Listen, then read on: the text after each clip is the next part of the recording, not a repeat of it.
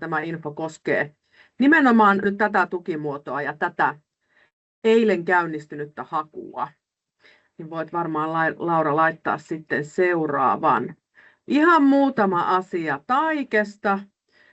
Oletan, että monelle olemme tuttu organisaatio, mutta tosiaan osa valtionhallintoa, opetus- ja kulttuuriministeriön alainen virasto, ja tehtävät on meillä laissa määritelty. Toimitaan säädösten antamissa rajoissa ja puitteissa, ja tuohon ne on kirjattu ne meidän lakisääteiset tehtävät. Ja näitä tehtäviä toteutetaan suurilta osin myöntämällä valtion avustuksia, apurahoja taiteilijoille muodostamille työryhmille, avustuksia erilaisille yhteisöille. Ja tuossa näkyy tuo summa, mitä meidän kautta sitten viime vuonna on sitten mennyt rahaa kentälle. Myös tietysti palkintojakin myönnetään. Eli tässä ihan tällä tavalla noin niin kuin pähkinänkuoressa Taikesta, ja sitten voidaan ottaa seuraava dia. Ja meillähän tähän päätöksentekoon kiinteästi kuuluu se, että meillä on toimielimiä, jotka muodostuu taiteilijoista, taiteen ja kulttuurin alan asiantuntijoista, eli kutsumme vertaisarvioinniksi tätä arviointiperiaatetta. Ja kun puhutaan nimenomaan näistä henkilöhakijoiden, yksityishenkilöiden apurahoista, niin silloin päätökset tehdään näissä toimielimissä, valtion taidetoimikunnissa, alueellisissa taidetoimikunnissa, tai sitten kun puhutaan tästä kuvataiteen näyttöapurahasta, niin silloin nimenomaisesti sitten erillislautakunnassa, joka juurikin tätä tukimuotoa varten on olemassa. Ja siirränkin saman tien puheenvuoron Kirsille. Oliko näin meidän käsikirjoitus? Muistanko oikein? Nyt kysyn muiltakin samalla, eli Kirsille, joka toimii tämän lautakunnan esittelijänä. Niin oletko hyvä, Kirsi? Kiitos, Hanna. Joo, mä olen siis Kirsi Väkiparta ja toimin erityisasiantuntijana Taikessa sekä sitten tämän erillislautakunnan eli kuvataiteen apurahalautakunnan esittelijänä, joka näistä kuvataiteen näyttöapurahoista päättää. Ja mennään sitten lyhyt esittely siitä, että tämän sisällöstä, ja sitten sen jälkeen tulee sitten siitä hakemisesta tarkemmin. Eli kuvataiteen näyttöapurahat on siis työskentelyapurahoja, ne myönnetään luovaan taiteelliseen työskentelyyn ja nimenomaan kuvataiteen tekijöille. Täytyy olla ammattitaiteilija. Voi olla muukin kuin kuvataiteilija, että vähän laajemmin visuaalisten alojen ammattitaiteilijat, esimerkiksi valokuvataiteilija tai mediataiteilija, mutta täytyy kuitenkin tehdä kuvataidetta, eli nämä on tarkoitettu nimenomaan kuvataiteen tekijöiden tukemiseen. Toinen edellytys on, että teoksia pitää voida näyttää julkisesti, eli käytännössä näyttelyissä, kuvataiden näyttelyissä esittää teoksiaan. Ja sitten on vielä edellytyksenä tämä Suomessa asuminen, on joko asunut tai asuu pysyvästi Suomessa. Tämä tulee ihan laista tämä edellytys. Ja apurahan määrä on 10 000 euroa, niin kuin tuossa lukee, ja se vastaa 4 kuukauden taiteellista työskentelyä. Näistä päätetään näistä apurahoista huhtikuun loppuun mennessä, joka tarkoittaa sitä, että apurahatyöskentelyn voi aloittaa aikaisintaan 1.5. tänä vuonna. Ja se apuraha pitää käyttää tämän vuoden aikana. Et joskus aikaisemmin näitä näyttöapurahoja on voinut siirtää seuraavalle vuodelle. Se ei ole enää mahdollista. Apurahakautta ei voi keskeyttää, pitää yhdenjaksoisesti työskennellä se 4 kuukautta ja apurahaa ei voi siirtää seuraavalle vuodelle. Eli käytännössä viimeistään syyskuussa pitää aloittaa tämä apurahakausi, jotta se ehtii sen 4 kuukautta työskennellä tämän vuoden puolella. Tästä apurahasta pitää sitten jokaisen maksaa myös tämä maatalousyrittäjien eläkelain mukainen eläke- ja tapaturmavakuutusosuus. se vaihtelee sitten jokaisella, kuinka paljon se siitä apurahan kokonaissummasta on. Apurahan hakuaika on käynnistynyt eilen ja päättyy tammikuun viimeinen päivä. Eli tässä on tämä tammikuun aikaa hakea. Kello 16, 31.1. on viimeinen hakuaika. Hakemusten on oltava perillä siihen mennessä. Jos hakemus on myöhässä, niin sitä ei käsitellä. Ja kuten tuossa Hanna jo sanoikin, niin nyt suurin muutos on, että tämä hakeminen on uudessa hakujärjestelmässä. Tämä haeavustuksia.fi, joka on tällainen valtionhallinnon yhteinen hakujärjestelmä. Siitä, miten haetaan, kerrotaan kohta lisää. Jos on tarvetta täydentää hakemusta sen jälkeen, kun on hakenut, niin se on mahdollista hakuaikana. Mutta sellaista hakuajan jälkeistä hakemuksen täydentämistä ei enää siellä järjestelmässä ole. Eli jos tällaisia tarpeita sitten täydentää tai esimerkiksi peruuttaa hakemus on sen jälkeen, kun hakuaika on päättynyt, niin sitten pitää lähettää meille sähköpostia. Hakemisesta sen verran, että siinä arvioidaan, siis tämä kuvataiteen apurahalautakunta arvioi kaikki hakemukset, kiinnittää huomiota aikaisempaan taiteelliseen toimintaan, eli CV on tärkeää olla mukana, lisäksi kertoa siitä, mitä on tehnyt aikaisemmin, miten työskentelee, ja sitten kuvanäytteet. Mutta toinen arvioitava asia on sitten tämä työsuunnitelma. Se on 4 kuukauden työskentelyn ajaksi suunnitelma siitä, mitä aikoo tehdä, missä, milloin, mitä, missä, milloin on ne kysymykset, mihin kannattaa siinä työsuunnitelmassa vastata. Ja kiinnittää huomiota siihen, että sen suunnitelman kannattaa olla mahdollisimman selkeä, kiinnostava ja johdonmukainen. Ja realistinen toteutustapa tuossa nyt viittaa lähinnä siihen, että se on tosiaan vuoden 2025 aikana, tämä ajankohta, 4 kuukautta vuoden 2025 aikana. Mutta se on tärkeä asia muistaa, että tämä työsuunnitelma on yksi arvioitava asia ja sitä arvioi myös se lautakunta.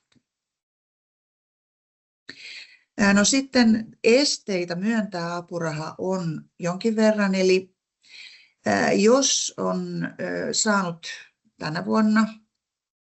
viime vuonna kuvataiteen näyttöapurahan, niin ei voi sitten seuraavana vuonna saada. Tässä pyritään siihen, että näin kasautuisi liikaa samoille henkilöille, että mahdollisimman monella olisi mahdollisuus näitä saada, koska tässä on valtavasti hakemuksia ja vain harva saa. Lisäksi ei voi olla 2 päällekkäistä työskentelyapurahaa, eli jos on valtion taiteilija-apuraha tänä vuonna tai muu työskentelyapuraha, joka kestää vähintään puoli vuotta, niin silloin ei voi päällekkäistä työskentelyapurahaa olla. Tällaiset lyhyemmät alle puolivuotiset, niin ne ei vaikuta. Ja lisäksi, jos on saanut valtion ylimääräisen taiteilijaeläkkeen, niin se on myös tämmöinen päällekkäinen tuki. Ja sitten tuossa puhutaan vielä tästä opiskelijoista, eli apurahaa ei voida myöntää opiskeluun, perustutkinto-opiskeluun, eli alempi tai ylempi korkeakoulututkinto. Jatko-opinnot eivät vaikuta tähän. Sitten onkin Lauran vuoro, eikö niin? Kyllä, mä voin napata tästä kiinni. Eli tässä on nyt useampaan otteeseen puhuttu siitä, että tämä haku siirtyy tuonne uuteen järjestelmään, ja se uusi järjestelmä on haeavustuksia.fi. Eli miten sinne löytää? Voi ihan kirjoittaa www.haeavustuksia.fi ja sieltä päädytte tällaiseen näkymään. Eli tämä on verkkosivujen etusivu ja sieltä voi etsiä ja kannattaakin etsiä taiteen edistämiskeskusta ihan nimellä, jotta ne taiken haut tulee siihen näkyville. Eli oli puhetta aiemmin jo siitä, että täällä on useita eri viranomaisia samassa palvelussa, niin löydätte paljon nopeammin, jos suoraan vaan laitatte tuohon hakukenttään taiteen edistämiskeskus. Ja sieltä sitten näette ne avoinna olevat haut tai mitä hakuja taikessa on milloinkin ja pääsette sieltä tähän näyttöapurahaa hakuilmoitukseen. Mutta muutakin kautta sinne löytyy, eli meidän verkkosivulta, eli www.taike.fi, jos sitä kautta haluatte päätyä tuonne hakuilmoitukselle, niin esimerkiksi haku- ja päätösajat sivulta löytyy tämä kuvataiteen näyttöapuraha, ja sieltä suoraan tuosta linkistä hakuilmoitus 2025 pääsee sinne kuvataiteen näyttöapurahojen oikealle hakuilmoitukselle ja toki sitten myös sinne hakulomakkeelle. Voi mennä tätä kautta tai sitten tuota aiempaa mainitsemaani kautta tai sitten Taiken verkkosivujen oikeasta yläreunasta. Siellä on se järjestelmään kirjautumisnappula, niin myös siellä se alempi vaihtoehto vie sinne uuteen järjestelmään. Eli monta eri reittiä, mutta varmasti päädytte oikeaan paikkaan.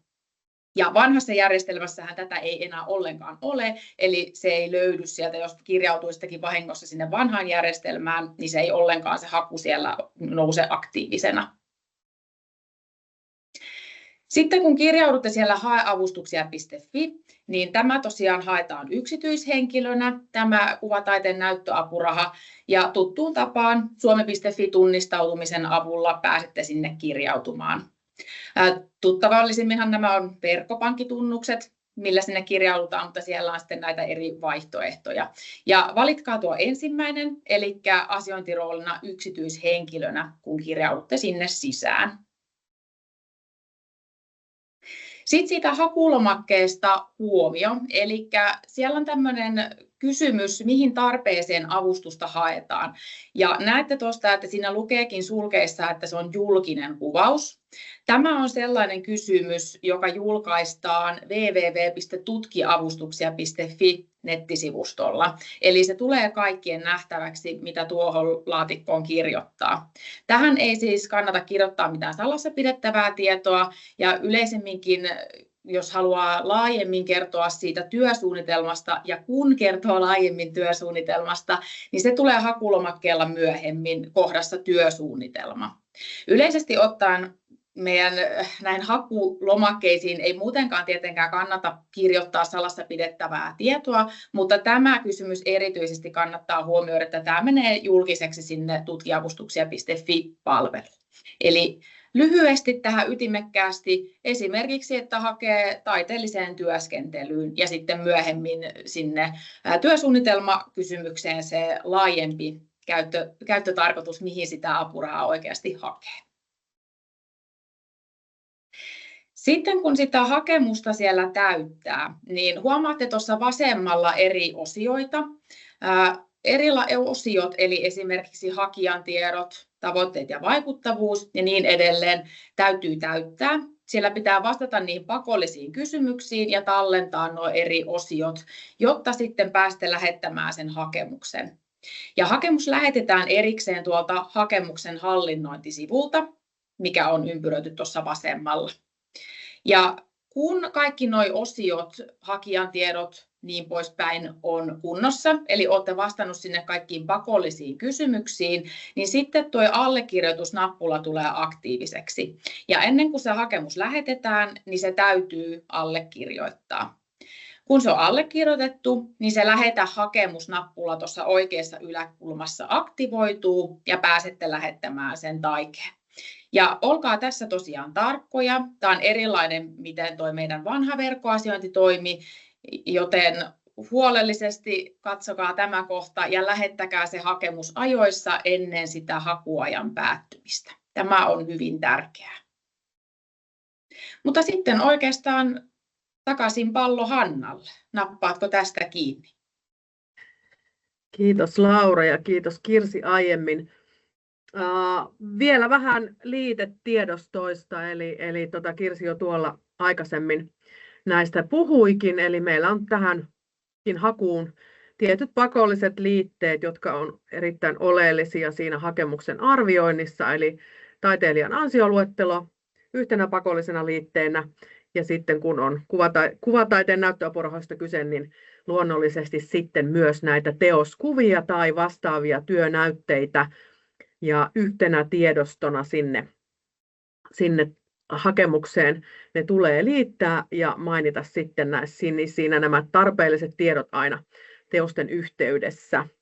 Ja jos olisi kyse liikkuvasta kuvasta, jota tietenkin voi myös työnäytteenä meille esittää, niin sitten tarvitsemme linkit sitten niihin palveluihin, mistä ne liikkuvan kuvan sitten näytteet löytyy ja mahdolliset salasanat ja sellaiset, että pääsemme niitä katsomaan ja tietysti mielellään niin, että ne linkit varmasti sitten toimivat, jotta sitten arvioijat pääsevät niitä katsomaan. Eli tämä liitteistä ja vielä meillä varmaan oli tämmöisiä ihan yleisiä vinkkejä, muistin oikein.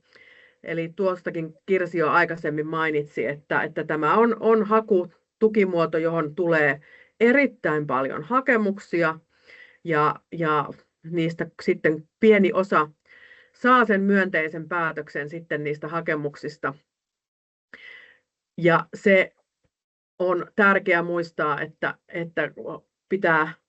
kannattaa olla hyvin selkeä siinä, mitä hakemukseen kirjoittaa. Asiat esittää tiiviisti, tuoda ne olennaiset asiat mahdollisimman nopeasti esiin jotta arvioijalle tulee siitä selkeä kuva siitä, mitä olisitte ja olette apurahakaudella tekemässä.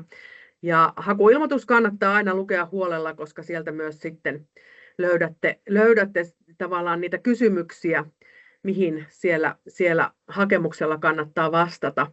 Sieltä arviointiperusteista niitä löytyy. Eli hakemuksen tekeminen kannattaa aina aloittaa sillä, että paneutuu huolella siihen hakuilmoitukseen. 1 hakemus per hakija. Ja tuosta tuommoinen hyvä kans tavallaan tarkentava kysymys on se, että jos ulkopuolinen lukee sitä työsuunnitelmaa, niin saako käsityksen siitä, mitä se pitää sisällään. Toki meidän arvioijat on taiteenalan ammattilaisia, että eivät ole sillä tavalla ulkopuolisia, mutta eivät tunne teitä ja teidän työtänne. Niin tuo on hyvä vähän semmoinen niin kuin ulkopuolelta katsomisen ohje, ja jos on joku, kenellä vaikka luetuttaa sitä hakemusta ja työsuunnitelmaa, niin se tuskin on haitaksi. Pakolliset liitteet luonnollisesti on oltava, ja tuossa vielä sitten on nostettu esiin se, että se ajankohtainen taiteellinen toiminta on se, mikä arvioijia erityisesti kiinnostaa. Mitä juuri tällä hetkellä olet tekemässä ja miten taiteilijan ura tällä hetkellä kulkee. Tuokin tuli jo mainittua, että hakemus on tosiaan julkinen asiakirja. Jokainen meille tuleva hakemus on julkinen asiakirja, joten kaikki sellainen tieto, joka on sinun henkilökohtaista tietoa, esimerkiksi vaikka terveystietoa tai jotain vastaavaa, niin niitä ei sinne hakemukseen kannata laittaa. Hakemus kannattaa aloittaa tekemään ajoissa, mielellään jättääkin ajoissa. Se vihoviimeinen päivä ja hetki on silloin perjantaina 31. tammikuuta kello 16. Ja me toki tiedämme ja näemme, että miten paljon meille tulee hakemuksia ihan siellä hakuajan viimeisinä tunteina, niin aina kehotamme, että varatkaa siihen aikaa, aloittakaa ajoissa, jotta sitten jos teille tulee mahdollisesti myös kysymyksiä, niin ehditte olemaan meihin päin yhteydessä. Ja nyt tietysti vielä kun on uusi järjestelmä, se on uudenlainen, se hakuilmoitus näyttää erilaiselta kuin aikaisemmin, hakulomake on erilainen kuin aikaisemmin, niin senkin takia on hyvä, jos olette aikaisemmin tätä tukea hakeneet, niin tutustua siihen ajoissa, jotta sitten ei yllätä, jos viime hetkellä alkaa tekemään. Ja että ne liitteet esimerkiksi on kunnossa. Kuvatiedostot tehty siihen kuntoon, että teosnäytteet, että sen pystyy sinne liittämään. Niin aloittakaa ajoissa. Tätä emme voi kyllin painottaa tätä asiaa. Mutta tässä oli meidän nyt nämä valmistellut diat ja ohjeet ja vinkit ja näin. Eli nyt on mahdollista sitten kysyä, mitä on mielessä tai mitä tämä on herättänyt ja sitten vastaamme tässä kysymyksiin. Ja tuonne chattiin voi niitä kysymyksiä kirjoittaa. Ainakaan toistaiseksi ei ole yhtään kysymystä ilmennyt, mutta ei hätää. Meillä on tähän varattu aikaa ja voimme odotella, mitä tulee mieleen mahdollisesti. Ja kysyä tietenkin voi sitten tämän infon jälkeenkin. Laitetaan tuossa vielä ihan lopuksi meidän asiakaspalvelun yhteystiedot sitten, niin kysymyksiä voi esittää. No nyt Kirsille olisi selkeästi tuolla ensimmäinen kysymys, eli onko apuraha siis suunnattu pelkästään kuvataiteilijan ammattiin valmistuneille, olen muotoilija AMK? Joo, ei tarvitse olla valmistunut kuvataiteilijan ammattiin, mutta pitää tehdä kuvataidetta. Eli nyt varmaan, jos puhutaan muotoilusta, niin tämä ei ole tarkoitettu vaikkapa uuden laukkumalliston tekemiseen, vaan sitten pitäisi tehdä ikään kuin kuvataideteoksia. Ja mutta sinänsä niin kuin muotoilijan koulutus ei ole este hakea. Kiitos Kirsi. Mä voin vastata tuohon seuraavaan, eli kysytään, tarvitaanko budjettia 4 kuukaudelle hakemukseen. Ei tarvita, tämä on työskentelyapuraha ja sitä haetaan työsuunnitelmalla ja ansioluettelolla ja niillä teosnäytteillä, eli tässä ei tarvitse liittää sitten budjettia siitä taiteellisesta toiminnasta tai elämisestään niille 4 kuukaudelle.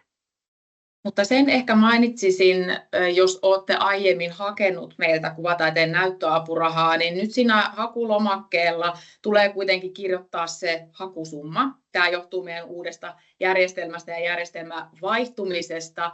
Eli se 10 000 euroahan tämä tukimuoto oli. Ja siinä pyydetään kirjoittamaan se hakusumma siihen, eli ihan käytännössä, että kirjoita se 10 000 tähän, sanotaan aivan suoraan, niin se kannattaa huomioida, että sitä siellä kysytään. Mutta muuten tosiaan mitään budjettia ei. Tämä oli hyvä ja tärkeä huomio. Kiitos Laura.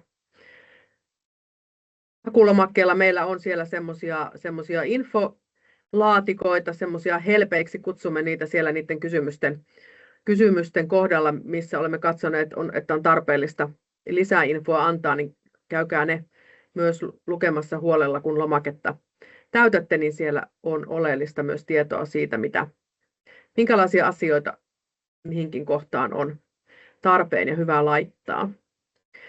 Nyt teoskuvista kysytään liitteistä. Kirsi, varmaan otat tämänkin, että voiko yksi teos olla teossarja, jota esittelee useilla kuvilla? No miksi ei, että tuossa nyt lähinnä toi on ohjeellinen, toi 3-5, eli sillä tarkoitetaan sitä, että yksi kuva ei riitä ja sitten taas hirveän paljon enempää kuin 5 kuvaa ei kannata laittaa, että tavallaan siinä on sitten harkintaa, miten haluaa esitellä omaa tuotantoaan. No voit Kirsi saman tien vastata tuohon seuraavaan, eli onko myöntökriteereissä tärkeää, että on jo varmistuneita näyttelyitä? No se ei, kun tämä ei ole mikään niin kuin projektiapuraha tai tiettyyn näyttelyyn esimerkiksi, vaan tämä on työskentelyapuraha, niin ei sillä tavalla tarvitse olla niin kuin, mutta toki se lisää ikään kuin uskottavuutta tai antaa hyvää kuvaa, jos on esittää varmistunut näyttely. Että ei siitä missään tapauksessa haittaa ole, mutta ei se mikään ehdoton edellytys ole. Sitten kysytään, että onko opiskelueste hakemiselle, vaikka ei opiskelisi päätoimisesti? No siis me emme myönnä tukea niin kuin opiskeluun, lähdetään siitä liikkeelle ja tiedämme sen, että on hyvin monenlaista opiskelua lähtien sieltä, että alkuun on tämmöistä perustutkinto-opiskelua ja sitten voi olla erilaisia jatkoja täydentäviä opintoja. Nyt kun tässä on oleellista se, että on sitä taiteilijan uraa siellä taustalla, että pystyy sen ammattitaiteilijuuden osoittamaan ja on sitä näyttöä jo olemassa, niin se tietysti myös niin kuin kertoo siitä, että täytyy olla taiteilijana työskennellyt tavalla tai toisella. Tästä lähtisin. Kirsi, haluatko tästä opiskelusta, tuleeko sulle vielä jotain tähän täydennettävää?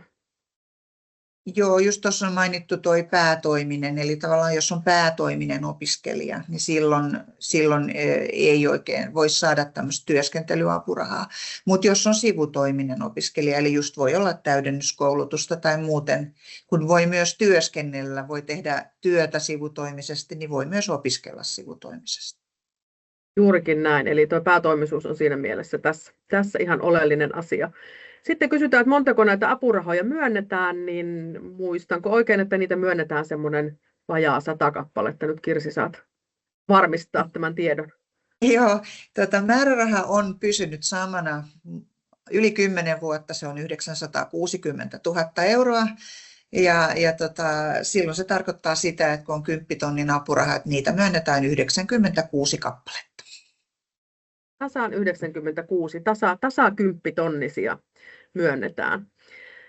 Kysytään sitten, että täytyykö hakemuksen projekti olla vain 4 kuukauden ajalla valmistuva tässä ajassa, vai voiko hakemuksen työsuunnitelma olla 4 kuukaudelle, mutta työskentely ja teos olla suurempi ja pitkäkestoisempi kokonaisuus, joka jatkuu 4 kuukauden jälkeenkin ja alkanut ennen? Vastaisin heti, että voi, mutta haluatko Kirsi täydentää asiaa? Joo, kyllä voi. Tämä ei ole projektiapuraha, tämä on työskentelyapuraha. Voiko teoskuvat olla teossuunnitelmia, jos ne paremmin esittelee taiteilijan tämänhetkistä työskentelyä ja tyyliä?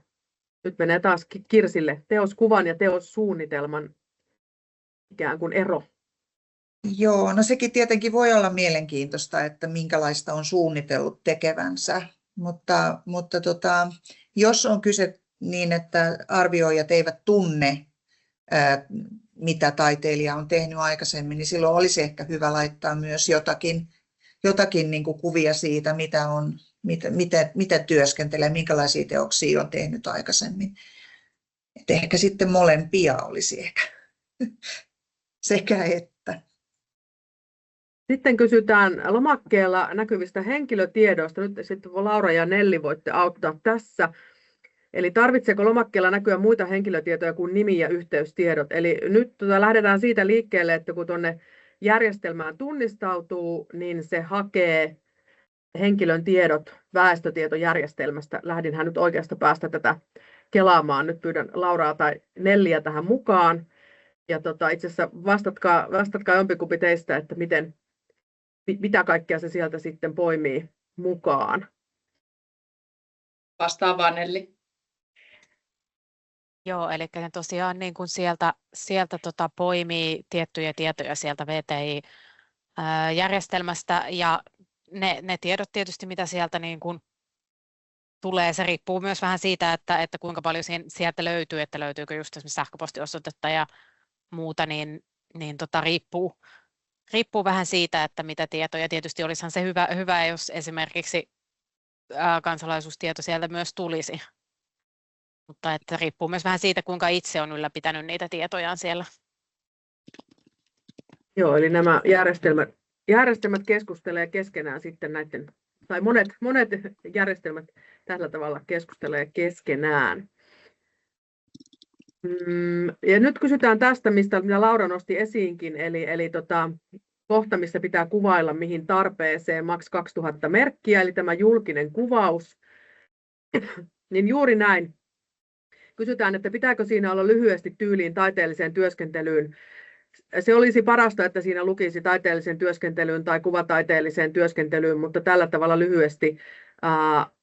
Se on se, mitä me ohjeistamme. Siellä on sitten myöhemmin ne paikat sitten sille työsuunnitelman esittelyille eri tavoilla, mutta tämä tosiaan myönteisten, ja nyt muistetaan, että tässä puhutaan myönteisistä päätöksistä, niin ne, ketkä saa tämän apurahan, niin niiden osalta tämä tieto ja nämä saajatiedot menee tosiaan tutkiavustuksia.fi-palveluun sitten kaikkien nähtäväksi, niin senkin takia se on hyvä olla mahdollisimman tiivis ja selkeä se, mitä siihen kirjoittaa. Ajatellen juuri sitä, että se on siellä sitten julkisesti näkyvissä, mutta meille todellakin tuo taiteellinen työskentely riittää vallan mainiosti siinä kohtaa. Nyt menee Nellille selvästi seuraava kysymys, eli ilmeisesti henkilö on jo järjestelmässä vähintäänkin aloittanut tai kokeillut hakemuksen tekemistä, eli hakijatiedot sivuni on lukittu, enkä saa lisättyä tilinumeroa. Niin Nelli, nappaatko tästä kiinni?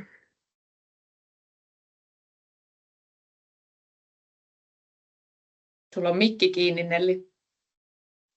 No niin, kiitos. Eli varmaan hakulomakkeella ollaan täyttämässä tai muuta. Eli semmoinen asia, mikä tässä ei ehkä ole nyt vielä tullut esille, on se, että kun te täytätte sitä hakemusta, niin siinähän on sitten niinku sekä ylä- että alapuolella 2 nappia, eli tallenna ja sitten se toinen nappi on lopeta. Ja jos sit painaa pelkästään sitä tallenna ja lähtee eteenpäin, niin silloin se sivu niinku lukittuu, eikä sitä pääse niinku oikein sitten näpräämään. Eli aina kun poistutte sitä sivulta, niin muistakaa painaa ensin se tallenna ja sitten se lopeta, niin silloin se sivun lukitus poistuu. Että, en tiedä vastasiko tämä just tähän kysymykseen, mutta ainakin kuulostaa vähän tämmöiseltä tilanteelta, että se on jäänyt se sivun lukitus päälle. Sitten tietysti, jos teillä tulee näitä tämmöisiä, sanon nyt tässä samaan hengenvetoon, näitä tällaisia teknisiä ongelmia sen lomakkeen kanssa tai muuta, justiinsa tulee jotain tämmöistä, että ei pysty tekemään, koska joku on vaikka lukossa tai muuta, niin laittakaa meidän asiakaspalvelun sähköpostiin, toi yhteystiedot tulee varmaan tässä vielä myöhemmin, mutta asiakaspalvelun sähköpostiin kuvakaappaus siitä kyseisestä tilanteesta, missä te olette, niin me pystytään sitten paremmin auttamaan teitä eteenpäin sen asian kanssa. Eli kuvakaappauksilla vaan, jos tulee joku semmoinen tilanne, että ei pääse eteenpäin. Joo, tämä oli Nelli, hyvä. Kiitos. Tämä tärkeä huomio kanssa, eli se on silloin on paljon helpompi lähteä auttamaan asiassa. Ja tosiaan Nelli nyt tuossa vastasikin tuohon viimeiseen jo tuolla, että pitää kysyä tuolta Valtiokonttorista, joka ylläpitää tätä järjestelmää. Me emme siis itse ole tämän järjestelmän ylläpitäjä, olemme vain yksi lukuisista käyttäjistä, niin tuota kysymystä, että miksi sieltä ei kaikki tiedot sieltä väestötietojärjestelmästä sitten nouse sinne hakijan tietoihin. Mutta näitä ilman muuta selvitellään sitten, jos tämmöisiä probleemeja tulee sitten sen järjestelmän kanssa. Järjestelmä on vielä tuore ja kehitysvaiheessa, joten kaikki tietysti on tarpeellisia sitten tämmöiset kysymykset meillekin ja Valtiokonttorille, jotta sitten saadaan sitten kaikkea viilattua siellä vielä paremmaksi. Ehkä sä, Laura, voisit ne yhteystiedot tuohon nyt läväyttää näkyviin. Vielä ehtii kyllä kysyä, jos tässä pulpahtaa jotain mieleen, mutta sitten kun se tulee mieleen huomenna tai ensi viikolla, niin sitten meidän asiakaspalveluun yhteyttä, eli meidän asiakaspalveluhan toimii puhelimessa maanantaista torstaihin kello 10-12 saa puhelinpalvelua ja sitten tuolta sähköpostista tietysti saa sitten myös vastauksia kysymyksiinsä, sitä luetaan päivittäin, eli 2 reittiä. Ja sitten tuossa on vinkkinä myös se, että meillä on tällainen uutiskirja, ilmestyykö Laura 4 kertaa vuodessa, muistanko oikein? Joo, eli kohtuu tuore asia on tämmöinen Taiken uutiskirja, jonka voi tilata ja kannattaa tilata. Siellä on näistä haettavina olevista apurahoistakin aina kaikki ajankohtainen tieto. Ja tuossa on vielä sitten myös laitettu linkki tuonne Melan, eli sinne maatalousyrittäjien eläkelaitoksen sivuille, joka hoitaa tämän apurahan saajien vakuuttamisen, joka kuuluu olennaisena osana tähänkin kuvataiteen näyttöapurahaan. No nyt ilmestyi muutama kysymys, eli tosiaan YouTubeen tulee tallenne nähtäville Taiken, Laura vastasikin Taiken kanavalle. Ja nyt Nelli voit vielä kommentoida tuohon, että onko kuvaliitteen ja CV:n maksimikoko kasvanut? Kyllä, sekä kuvaliitteen että kaikkien näiden meidän liitekenttien kuva on, tai koko on kasvanut, mutta tietysti en tiedä, kannattaako ihan koko tilaa käyttää kuitenkaan hyväkseen, jotta järjestelmä nyt ei ihan tukkeudu liitteestä, mutta kyllä koko on kasvanut. Se on sinänsä tietysti hyvä tieto juurikin, kun puhutaan kuvaliitteistä, että niitä ei tarvitse nyt pakata ehkä niin paljon pienemmäksi kuin mitä on ehkä joutunut aikaisemmin, jos nyt jotain tästä asiasta ymmärrän. Oliko Kirsi sulla tähän jotain vielä? Joo, kuvaliitteistä voisin sen verran sanoa, että se kannattaa huomioida, että arvioijat katsovat niitä kuvia näytöltä. Eli kun toihan nyt on aika pieni toi 25 megaa, kun kuvaliitteistä puhutaan, mutta että niiden ei tarvitse olla niin hirveän korkea resoluutioisia, kun niitä katsotaan näytöltä. No tämäkin oli hyvä huomio. Joo. Voidaan vielä hetki odottaa, jos joku kysymys tulee mieleen, mutta sitten lopetellaan ja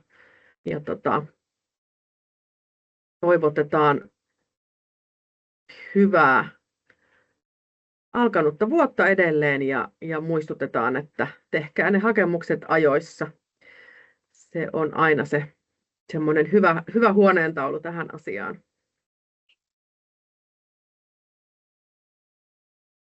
Eli varmaan nyt oleelliset kysymykset on esitetty, joten sitten tuonne meidän asiakaspalveluun sitten ne myöhemmin heräävät kysymykset, ja jos tosiaan järjestelmässä tulee vastaan jotain kummallista tai bugia, niin ne on meille hyvin tärkeitä kanssa viestejä tällä hetkellä, ja tosiaan sen kuvan kaappauksen kanssa mieluusti se ongelma, niin päästään sitä sitten paremmin aina ratkomaan. Niin tässä vaiheessa ei varmaan muuta kuin, että kiitos meidän porukka, ketkä olitte tässä mukana ja vastailemassa. Me näitä infoja suht säännöllisesti nykyisin eri asioista järjestetään, että kannattaa se seurata meidän verkkosivuja ja viestintää, niin siellä kyllä aina ilmoitellaan sitten, mitä infoa on milloinkin tulossa. Niin toivotan kaikille oikein hyvää päivänjatkoa ja edelleen alkanutta vuotta. Ja kiitoksia tästä. Moi moi. Kiitos, hei hei. Kiitos, moi.